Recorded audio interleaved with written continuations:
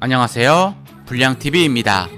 오늘 전해드릴 이야기는요, 2024-2025 시즌 빌려줬더니 떡성해버린 축구선수 탑10을 선정하였습니다. 10위는 파비우 실바입니다. 2020년 18살의 나이에 잉글랜드 울버햄튼에 입단했던 파비우 실바는 2024년 여름 이적시장 막바지에 스페인 라스팔마스로 임대를 갑니다. 울버햄튼이 이적료로 553억 거액을 주고 산 유망주가 새 시즌 동안 다른 리그로 대부분 임대를 가서 눈에 띄는 활약도 못했죠. 그러다 라스팔마스로 임대를 가서 마침내 잠재성이 터지기 시작합니다. 라리가 6골 2도움. 라스팔마스가 비록 하위권 팀이긴 했으나 파비우 실바는 바르셀로나, 레알 마드리드와 경기에서 골을 넣으며 자신이 뛰고 싶었던 라리가에서 꽃을 피우고 있습니다. 한편 울브스는 그를 여름에 팔겠다고 공언한 바 있어 라리가의 중하위권 팀들이 그를 노릴 것으로 보입니다. 9위는 니콜로 로벨라입니다. 유벤투스의 로벨라가 라치오로 임대를 떠난 건 2023년 여름이었으니까 벌써 1년 반을 라치오에서 보내고 있습니다. 2021년에 유벤투스에 입단을 했지만 유벤투스 유니폼을 입고 뛴 경기는 불과 3경기. 로카텔리 라비오에게 밀렸고 이듬해엔 맥케니, 새로 영입된 더글라스 루이스에게 자리를 내줘야 했습니다. 라치오에서 로벨라의 활약은 두드러졌습니다. 잔부상이 있긴 해도 서리 감독의 지도를 받고 뛰어난 수비형 미드필더 역을 소화한 것입니다. 올 시즌 마르코 바로니 감독 아래에서 더 많은 출장 시간을 보장받으며 라치오의 허리역을 잘 수행, 팀의 리그 4위를 이끌고 있습니다. 뛰어난 킥력으로 정확도 있는 롱패스가 장점인 그가 유벤투스에서 라치오로 임대를 갈 때 2년 임대 후 의무 이적 조항이 있었죠. 성공적인 2년 임대가 끝나게 되어 라치오로 이적하게 된다면 그는 바로니 감독 전술에서 핵심 선수가 될 것으로 보입니다. 의무 이적료는 253억으로 추정됩니다. 8위는 안드레이 산투스입니다. 2025년 프랑스 1부 리그에서 가장 성공적인 임대 생활을 보내고 있는 선수를 꼽으라고 한다면 단연 스트라스부르의 산투스입니다.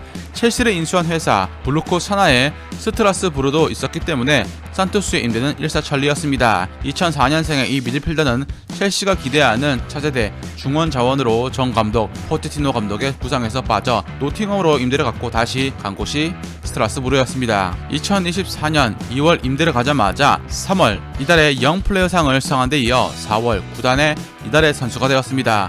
빠르게 팀에 녹아들어 2024년 여름 임대 연장을 한 산투스는 스트라스부르에서 크게 성장했습니다. 문제는 첼시 미드필더로 뛴 라비아가 처참했고 렌저마저 언제 쓰러질지 모르는 상황에 경기 수가 많은 첼시 입장에서 산투스가 필요해진 시즌 후반기라는 것입니다.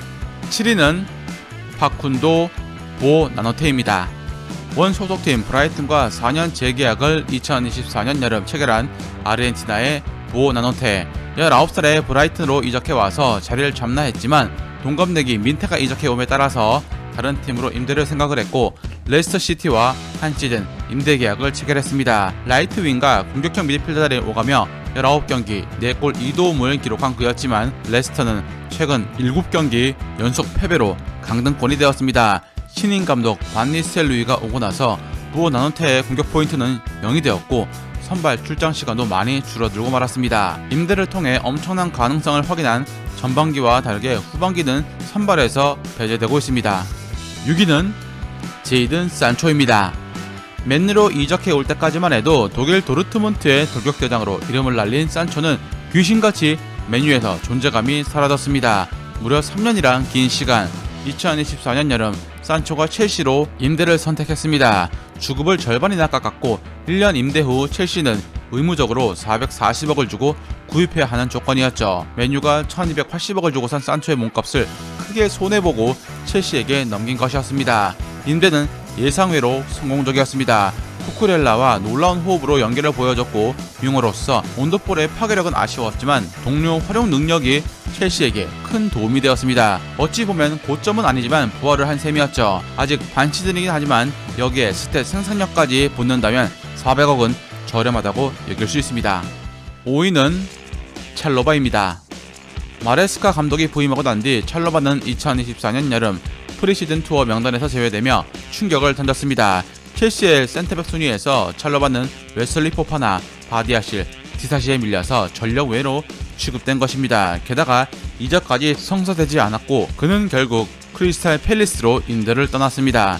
여기서 마크 게이, 라크루아와 함께 철의 백스리 수비 라인을 형성해 수비의 핵이 되었습니다. 그런데 2025년 1월 첼시는 임대를 보낸 찰로바에게 조기 복귀를 요청했습니다. 포파나와 바디아실이 모두 부상으로 첼시 센터백에 큰 구멍이 생긴 것입니다. 모두가 첼시가 찰로바를 버렸다고 생각을 했는데 극적인 반전이 이렇게 생긴 것입니다. 기분이 나쁠 수 있는 찰로바지만 오히려 그는 첼시에서 다시 뛸 수 있음을 만족하고 있습니다. 4위는 칼룰루입니다. AC 밀란으로 칼룰루가 2020년 입단을 할 때 센터백과 라이트백 모두가 가능해서 기대를 모았습니다. 그러나 폰세카 감독이 오자 구성에서 빠졌고 에메르생 로얄이 이적해오자 칼룰루 자리는 더욱 줄어들었습니다. 2024년 개막 토리노전에 제외가 된 칼룰루는 이적 가능성이 대두되었습니다. 다니엘 루가니가 아약스로 임대를 떠나자 빈자리가 생긴 유벤투스가 센터백이 필요해 칼룰루를 임대로 들여갔습니다. AC 밀란 입장에선 잔부상에 시달려 활용성이 애매한 선수를 후보로 둘 수 없었기 때문이었죠. 유벤투스로 간 칼룰루의 선택은 최고가 되었습니다. 유벤투스 올 시즌 최고의 영입으로 라이트백과 센터백에서 모두 안정적인 모습을 보여주었죠. 밀란 시절 잔부상도 떨쳐내며 팀 내에서 가장 많이 뛴 선수가 바로 칼룰루였습니다. 유벤투스는 큰 이변이 없는 한 칼룰루의 완전 이적 옵션을 발동해 254억으로 데려올 것으로 보입니다. 3위는 파울 바너입니다. 2021년 만 16세의 파울 바너가 바이에른 뮌헨 역사상 최연소이자 분데스리가 사상 두 번째로 어린 데뷔 선수가 되었습니다. 왼발잡이의 이 날렵한 유망주의 최대 장점은 볼을 다루는 능력과 패스 테크닉. 19살이던 2024년 여름 그는 분데스리가의 하이덴하임으로 인도를 떠납니다. 여기에서 공격형 미드필더로 뛰며 개막전 골을 시작으로 리그 3골과 1도움을 올리며 전반기 정경기 선발로 맹활약을 합니다. 시즌이 끝나고 뮌헨으로 복귀하겠지만 동 포지션에 무시알라의 입지가 너무나 확고해 파울 바너가 자리를 밀어내긴 힘들어 보여 많은 팀들이 파울 바너에게 러브콜을 보내고 있습니다. 2위는 사비 시몬스입니다. 바르셀로나 유스 시절 때부터 이름난 유망주였던 시몬스는 2021년 파리에서 프로 데뷔를 했지만 2022년 당시 음바페, 네이마르, 메시로 이뤄진 판타스틱 사들로 인해서 시즌 단 6경기에 출장에 거친 시몬스였습니다. 2022년 아인토벤으로 이적료 영원에 옮긴 뒤 리그에서 2시즌 연속으로 공격 포인트 20개 이상을 터뜨리는 미친 활약으로 그는 다시 2023년 여름 파리가 바이백 즉 90억의 시몬스를 재영입을 합니다. 주전 보장이 간절했던 그는 임대를 택해 파리에서 단 한 경기도 안 뛰고 바로 라이프치 임대를 선택했습니다. 분데스리가 첫 시즌 8골 13도움으로 적응기도 필요 없이 오펜다와 함께 팀 내 에이스가 됩니다. 라이프치히는 1년 임대 연장을 택했고 2024년 무릎 부상으로 2달을 쉬었음에도 복귀 전에 멀티골을 넣으며 미친 존재감을 뽐냈습니다.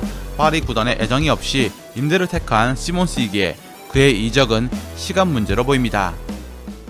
공동 1위에는 누노 타바레스입니다.